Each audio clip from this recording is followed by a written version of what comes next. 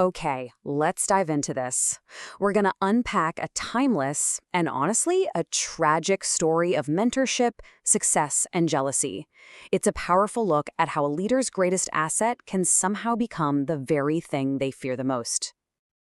I mean, really think about that question. It happens all the time, right? In business, on sports teams, maybe even in families. Well, for King Saul, the very first king of Israel, this wasn't just some abstract idea. For him, the threat had a name: David, a young, brilliant, and way too successful warrior. At first, the relationship was exactly what you'd want. After David's incredible victory over Goliath, Saul brings him right into the inner circle. And for this young hero, it was the start of a seriously meteoric rise. And David's success was just instant and universal. Anything Saul asked him to do, he did it, and he succeeded. He wasn't just good at his job. People loved him. Saul's own son, Jonathan, loved him like a brother. The soldiers, the court, everyone was a fan. He was the perfect right-hand man. But then you get the turning point. After a huge military win, the people are out in the streets. They're celebrating. And in all that excitement, they start singing a song. Just a simple little chant, really. But it planted a seed of pure poison right in the heart of the king. So this is where it all goes wrong. The women are singing, "Saul has slain his thousands, and David his tens of thousands." It's just a song, it's public opinion, but for Saul, this felt like a public demotion.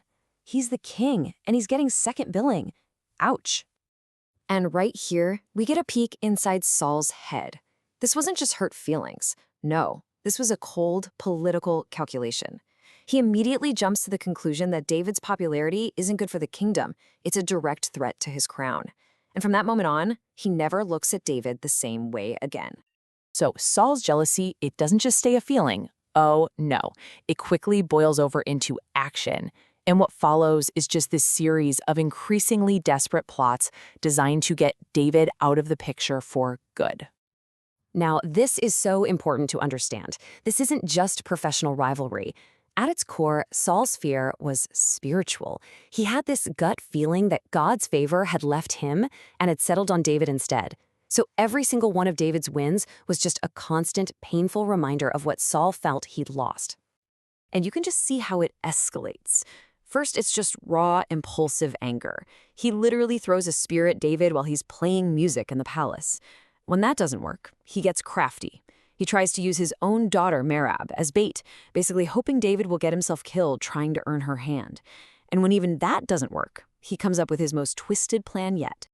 This is just chilling, isn't it? When Saul finds out that his other daughter, Michal, actually loves David, his first thought isn't about her happiness. It's, perfect, I can use this. She'll be a snare. He decides to weaponize his own daughter's love to set a trap for the man she wants to marry.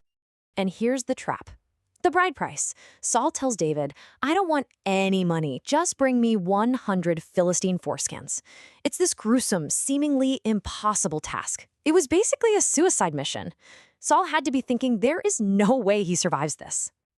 But David, my gosh, he has this incredible knack for turning every single threat into an even bigger victory. He doesn't just meet the impossible demand, he doubles it. He comes back with 200 and drops them at the king's feet. The trap didn't just fail, it backfired spectacularly. Think about it. Every single scheme Saul cooked up had the exact opposite effect he wanted. Instead of getting rid of David, he just made him more famous. Every attempt to destroy the guy just added another chapter to his growing legend. And this is the bottom line, isn't it? Saul's fear literally created the thing he was afraid of. It became a self-fulfilling prophecy. The more he obsessed over David and tried to destroy him, the more successful David became. By turning David into his enemy, Saul guaranteed his own downfall and his rival's rise to the top. So that kind of leaves us with a question that's way bigger than just this old story. When we feel that twinge of jealousy at someone else's success, is it really about them? Or is it about what their success shines a spotlight on in our own lives? Our own insecurities, our own feeling that maybe favor has departed from us too? It's definitely something worth thinking about.